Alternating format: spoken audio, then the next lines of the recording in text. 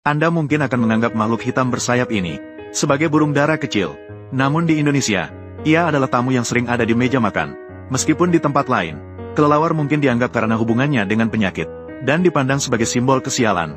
Terutama setelah mengalami krisis kesehatan global, banyak orang menjauh dari kelelawar. Sementara kelelawar merasa dirugikan. Namun di Indonesia, situasinya sangat berbeda. Bagi orang Indonesia, kelelawar adalah hidangan lezat dari Tuhan. Mereka percaya bahwa sakit atau sehat adalah kehendak Tuhan. Selain itu, kelelawar bukan hanya sebuah hidangan, tetapi juga melambangkan keberuntungan dan kesehatan. Pandangan ini membuat daging kelelawar sangat populer di pasar. Saat Anda berjalan di pasar yang ramai, Anda akan menemukan kios daging kelelawar di mana-mana. Di depan setiap kios, ada pelanggan yang terus berdatangan.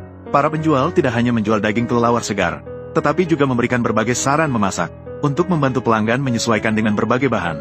Dengan metode memasak terbaik, cara memasak kelelawar beragam, termasuk menggoreng, memasak dengan cara direbus dan dipanggang, Setiap metode dapat menunjukkan rasa unik dari daging kelelawar.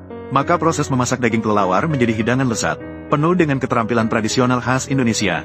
Koki akan dengan cermat menyiapkan serangkaian bumbu, termasuk bawang, jahe, bawang putih, dan cabai kecil. Juga berbagai jenis rempah-rempah. Ini terutama digunakan untuk menghilangkan bau amis dari daging. Dan tambahkan rasa.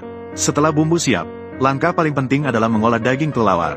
Berbeda dengan rumah tangga biasa, pengolahan daging kelelawar memerlukan perhatian ekstra. Dalam proses penanganan, koki pertama-tama akan memotong di bawah leher kelelawar. Dengan hati-hati menghilangkan kelenjar getah bening di sana. Zat berbahaya lainnya, memastikan keamanan bahan makanan. Selanjutnya, koki dengan terampil membelah bagian punggung kelelawar, mengambil hati, limpa, dan bagian dalam lainnya satu persatu, dan memastikan setiap detail ditangani dengan bersih dan rapi. Setelah mengolah bagian dalam, kelelawar dipotong menjadi bagian kecil. Cara ini memudahkan dalam menyerap bumbu, juga memudahkan untuk dimakan.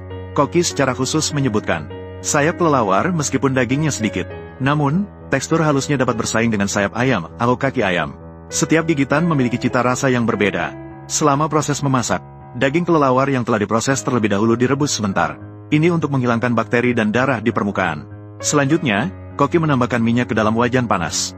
Menggoreng jahe, bawang, bawang putih, dan cabai kecil dengan cepat. Setelah bumbu ini mengeluarkan aroma yang kaya, koki menuangkan daging kelelawar yang telah direbus ke dalam wajan. Menggorengnya dengan api besar secara cepat. Dengan pengaruh api yang besar, saus bumbu dan daging kelelawar menyatu dengan sempurna. Ini membentuk hidangan yang harum dan kaya rasa. Tentu saja, selain metode tradisional menggoreng, kelelawar panggang kari juga sangat populer. Proses pembuatan hidangan ini sederhana, namun memiliki cita rasa yang unik. Seluruh kelelawar dimasukkan ke dalam wajan tanpa dipotong. Dimasukkan secara utuh ke dalam wajan panas. Cara ini menjaga keutuhan daging.